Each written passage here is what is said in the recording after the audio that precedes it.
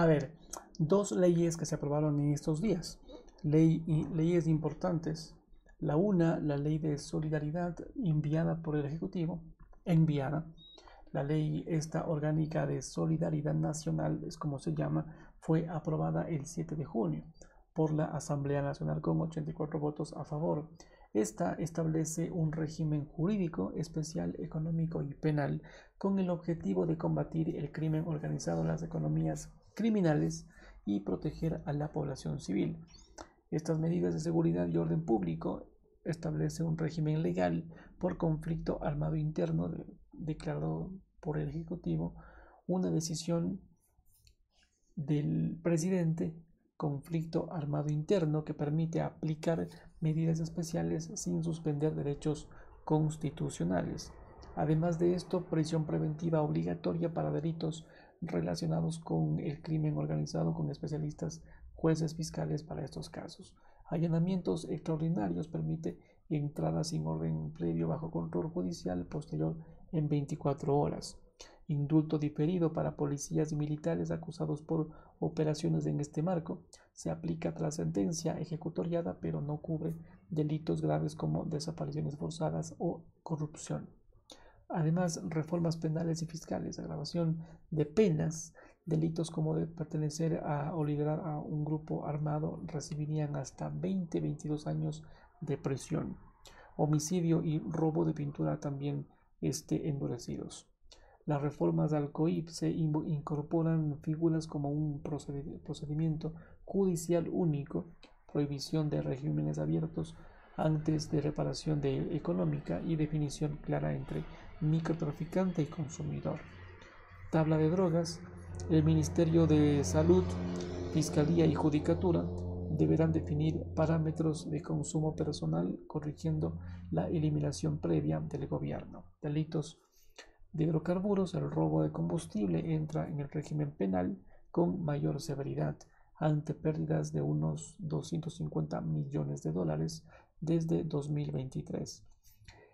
El apoyo económico, social, incentivos fiscales, las empresas pueden donar hasta el 30% del impuesto a la renta para recursos directos a la policía y a las Fuerzas Armadas bajo control del SRI. Uso de activos incautados, receptor nacional, bienes relacionados al crimen pasarían al Estado en un plazo máximo de 15 días. Reactivación en zonas afectadas, recursos dirigidos a reconversión social y productiva en áreas golpeadas por violencia. Protecciones a víctimas y grupos vulnerables, atención prioritaria en salud física y mental, ayuda integral para mujeres embarazadas, niñas, niños, adolescentes, adultos mayores, personas con discapacidad y víctimas de violencia. Además, prevención del reclutamiento infantil y mecanismos de reintegración. En resumen, por ejes, que contempla seguridad jurídica, por una parte, conflicto armado sin suspensión de derechos, especialización judicial, allanamiento sin orden previa, con control posterior, sanciones penales, penas altas hasta 30 años, procedimiento judicial único, clasificación refiriéndose a grupos armados, apoyo de instituciones, indulto diferido para militares y policías, prisión preventiva, distinción microtráfico y versus consumo, recurso fiscal y financiero, donaciones y empresariales al 30% del dinero para seguridad, reequilibrio de zonas, incautación de bienes, asistencia social, atención prioritaria a víctimas y grupos vulnerables, prevención y reparación, control internacional, cooperación transfronteriza y componentes internacionales, WAFE y WAFE reforzado. El contexto y estado actual, la ley fue calificada como urgente en materia económica y responde a la declaración del conflicto armado interno decretada por el gobierno. Fue enviada al registro oficial el 10 de junio 2025 por orden presidencial, sin ni siquiera haber sido vetada para su entrada en vigencia. Algunos abogados constitucionalistas han advertido posibles impugnaciones por el alcance del decreto y el indulto diferido. En resumen, esta ley de solidaridad es el marco legal más amplio y contundente impulsado por la actual administración para enfrentar el crimen, combinándose herramientas penales, financieras, institucionales y sociales bajo la excusa de conflicto interno, reforzando así tanto la respuesta estatal como la participación del sector privado y la atención a las personas.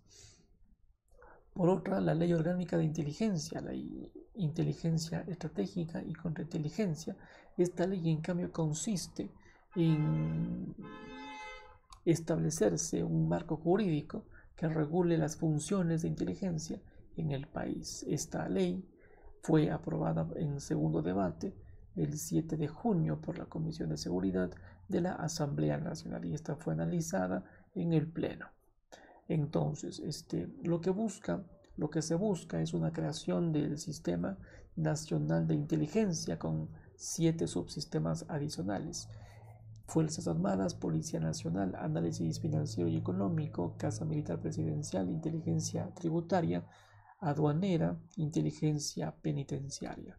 El objetivo de esta es anticiparse, neutralizarse y evitarse amenazas a la seguridad integral del Estado mediante inteligencia y contrainteligencia. La estructura de mando-control del sistema sería liderado por el director del CIES, Centro de Inteligencia Estratégica, nombrado por el presidente de la República, con rango ministerial y hasta 20 atribuciones, incluyendo designación y evaluación de agentes. Habría régimen especial de identidad para los agentes nombrados. Se les proporcionarán documentos nuevos para garantizar protección. Se instaurarían gastos especiales clasificados, pero sujetos al control interno de la Contraloría, quien incineraría la documentación una vez auditada. Garantizar que esta auditoría fuera transparente. El director deberá rendir cuentas trimestrales ante la Comisión de Seguridad de la Asamblea, considerándose aquí en este punto que se cuenta con una Asamblea Nacional totalmente parcializada hacia el Ejecutivo por su mayoría absoluta. No se garantiza que se actúe con objetividad, esto a título personal. Facultades controversiales, interceptaciones de documentación y comunicaciones sin orden judicial. El CIES puede ordenarle retenciones, aperturas, interceptaciones o examinaciones solamente por razones de seguridad del Estado. Obligación a operadoras de telecomunicaciones de entregarse datos en tiempo real e históricos sin orden judicial, incluyendo ubicación y conexiones. Información de personas naturales y jurídicas también podrá ser requerida sin costo por el sistema. Gastos especiales incinerados tras revisión en el contexto de auditorías. Este término, gastos incinerados tras revisión, podría tener algunas interpretaciones dependiendo del contexto. Digamos que el contexto es de gastos eliminados o descalificados. La más común es que incinerado se use en sentido figurado para indicar que tras una revisión, por ejemplo, Contraloría o un ente fiscalizador, ciertos gastos fueran descartados, desautorizados o no validados por considerarse irregular, injustificados, sin respaldo documental, no sujetos a norma, gasto fraudulento o con indicios de corrupción. En otro contexto, destrucción física de documentación. En estos contextos más literales, podría referirse a que después de una revisión, los documentos que respaldaban ciertos gastos fueron destruidos, por ejemplo, para eliminarse evidencias por procesos de archivo tras muchos años, menos común en contextos de auditoría reciente, o como parte de una práctica irregular o encubrimiento. Riesgos. Derechos humanos. Organizaciones alertan que esta ley podría habilitar la vigilancia masiva y erosión del derecho a la privacidad y al debido proceso. Impunidad para agentes de inteligencia. Se alega que esta ley exonera la responsabilidad penal, civil y administrativa, reduciendo mecanismos de fiscalización. Centralizaciones del poder del CIES, sin contrapeso alguno, judicial ni independiente, incluyéndose posibles usos para perseguir políticos, activistas o periodistas. Falta de transparencia en gastos especiales. Al quemar tras revisión, se desconoce en qué se gastaría el dinero. ausencia de controles efectivos según críticos como fiscalía o juicio judicial antes de interceptaciones. Esta fecha de aprobación fue el 10 de junio de 2025 en el Pleno de la Asamblea. Lo debatió en segundo y definitivo debate. El texto ya fue aprobado por el Ejecutivo. En resumen, esta ley lo que busca es crear un sistema estatal de inteligencia formal y especializada, aunque con facultades amplias sobre interceptaciones y manejo opaco de fondos, y esto despierta mucha preocupación, sobre todo en derecho, privacidad y posibles abusos de poder. Las leyes aprobadas por el Ejecutivo, que no son las mismas de estas dos, aunque ambas coinciden en su intención de castigar el crimen y proteger a las personas.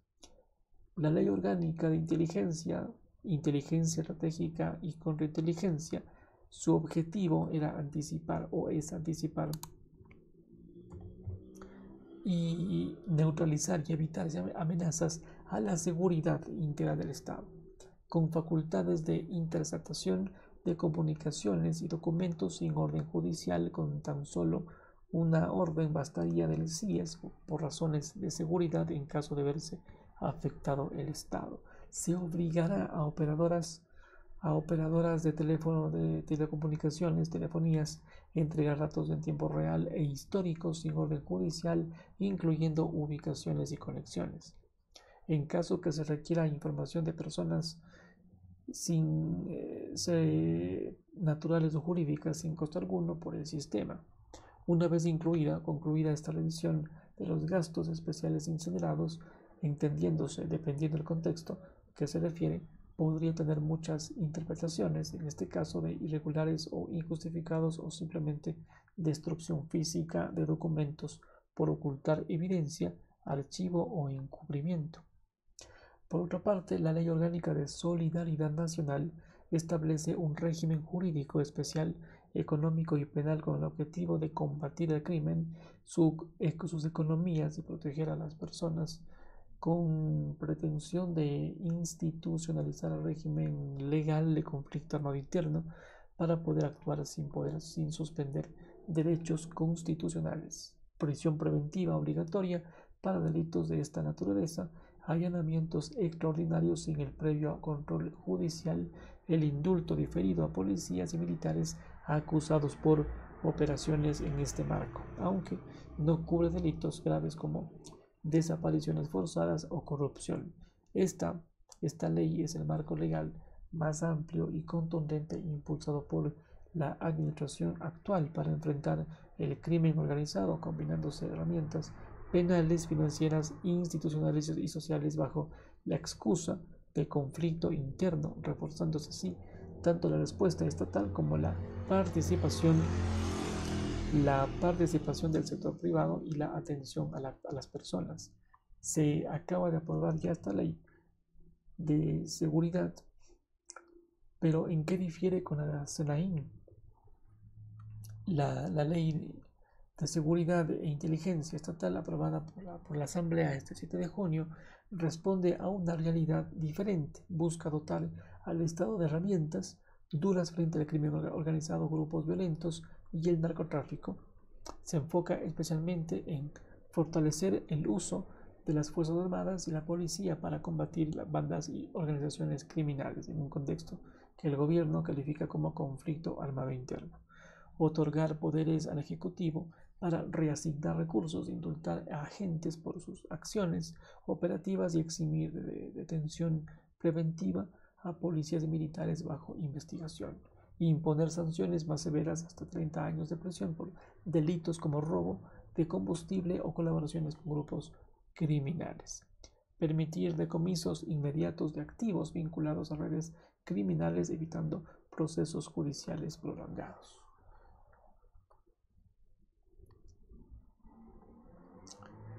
En este punto, ¿en qué difiere con la ley, con la SENAIN? Esta estuvo vigente 2009-2018. Seguridad interna, combate criminal, seguridad integral con tendencias de espionaje político, apunta a grupos violentos. El otro, y crimen organizado, vigilaba a oposición, periodistas y activistas ciudadanos críticos. El mandato legal y transparencia. La nueva legislación opera dentro del marco constitucional y enfatiza el combate al crimen con controles presupuestarios y poderes ejecutivos específicos. La CNI, en cambio, tuvo un fondo permanente de gastos especiales opacos, gastándose cientos de millones de dólares sin transparencia real. Herramientas y métodos. Esta nueva ley permite decomisos rápidos y recursos directos a fuerzas del orden. La CNI, en cambio, utilizó espionaje telefónico, seguimientos, cámaras ocultas, campañas digitales para influir políticamente, fichas detalladas a opositores. Las funciones de la CNI, de acuerdo con la Ley de Seguridad Pública y el Estado 2009, el Plan Nacional de Inteligencia con metas de coordinación interinstitucional, obtención y análisis de información para cuidar la seguridad pública, el Estado y el buen vivir, coordinación con fuerzas militares, policiales y extranjeras, entrega de inteligencia estratégica al presidente de la República y al Ministerio de Seguridad, previene el crimen organizado y protege el Estado. Además de esto, un fondo especial de gastos reservados sin rendición de cuentas públicas del destino de estos recursos. En la práctica, la CNI utilizó fondos reservados más de 310 millones de dólares entre 2012 y 2018 con opacidad. Espió a centenares de personas, incluyendo opositores políticos, periodistas, activistas y hasta funcionarios de su propio gobierno. Implementó campañas digitales y espionaje con firmas como Hacking Team y otras contratistas, Emerging MC, Alice Wright, para manipular redes y censurar contenidos. Operaciones específicas como Goliath, seguimiento a Galo Lara, por un valor de 7,1 millones de dólares. Vigilancia constante, movilizaciones, marchas, tuiteros, líderes indígenas y periodistas críticos. En resumen, la una y la otra, la ley orgánica, enfoca sus acciones en combatir de manera directa a bandas armadas y crimen organizado con herramientas jurídicas claras, decomisos, colaboración policial y militar y penas severas, todo bajo supervisión institucional. En cambio, la CNI era una agencia de inteligencia con amplio mandato legal que en la práctica se volcaría al espionaje político masivo, uso de fondos confidenciales, vigilancia de opositores y manipulación digital. ¿Quién fue Andrés Martínez Ochoa, presuntamente coordinador del grupo criminal Los Popeyes? Bueno, contexto. El 11 de noviembre del 2024, cuando Pérez Serrano, director del portal Ecuador en Vivo, llegaba al aeropuerto Tababela, esto fue en el 2000, no fue 2024, fue en el 2016, me parece. Llegaba al aeropuerto de Tababela de Quito, fue sorprendido por al menos 3 agresores tras haber sido chocado por uno de ellos al bajarse de su vehículo. El periodista fue golpeado violentamente y fuerzas policiales lograron detenerlo a los agresores en el redondel de la ruta a Collas.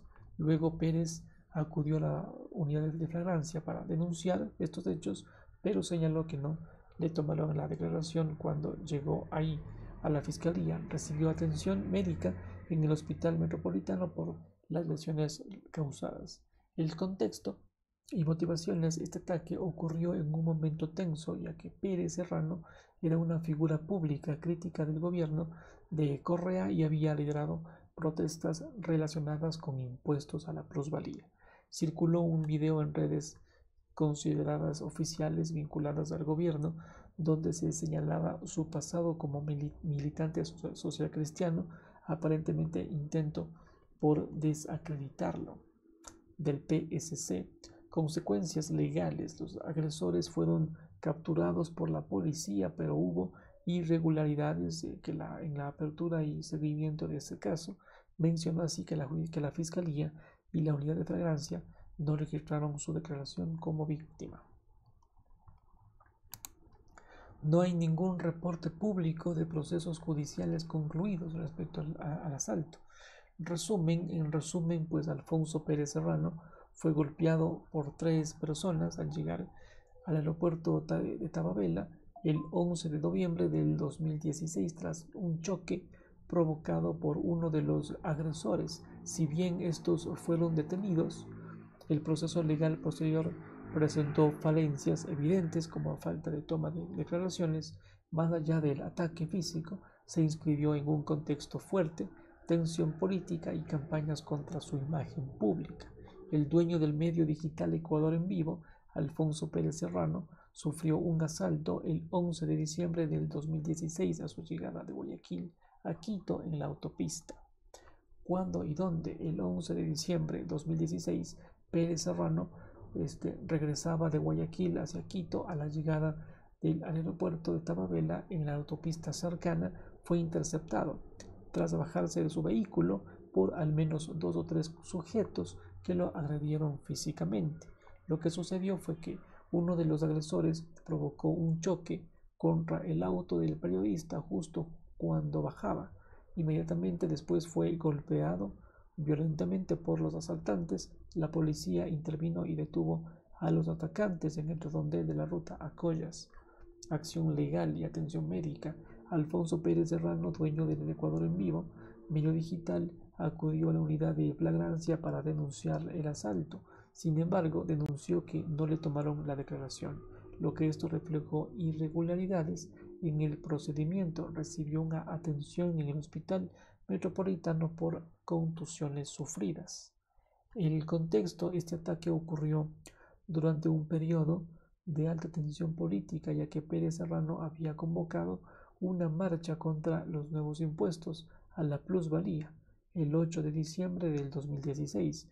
También se difundieron videos en redes sociales vinculados al gobierno que pretendían cuestionar su credibilidad política basada en su pasado como militante social cristiano.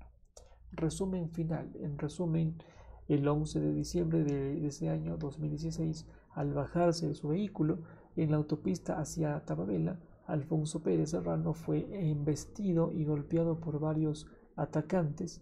Los agresores fueron detenidos, pero la denuncia no avanzó correctamente debido a la falta de declaración formal, evidenciando fallas en la atención legal.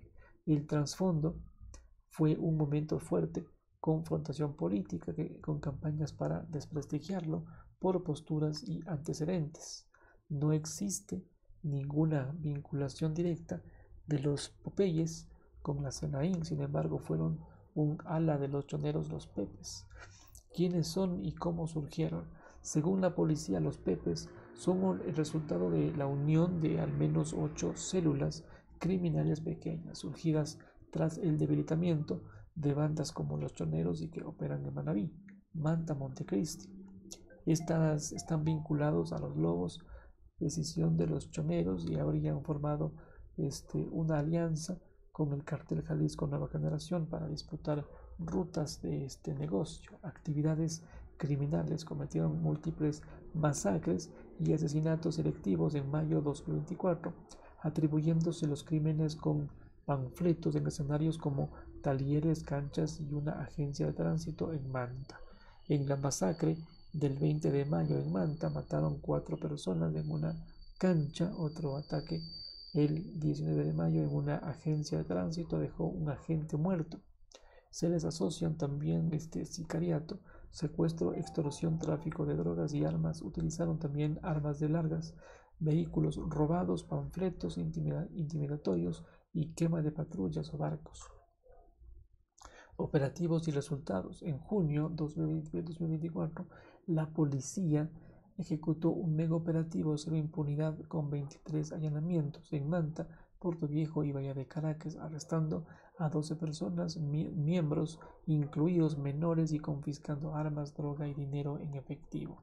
En noviembre del mismo año se detuvo a 10 integrantes de Manabí, varios con antecedentes por asesinato vinculados a CJNG y su brazo armado Los Lagartos.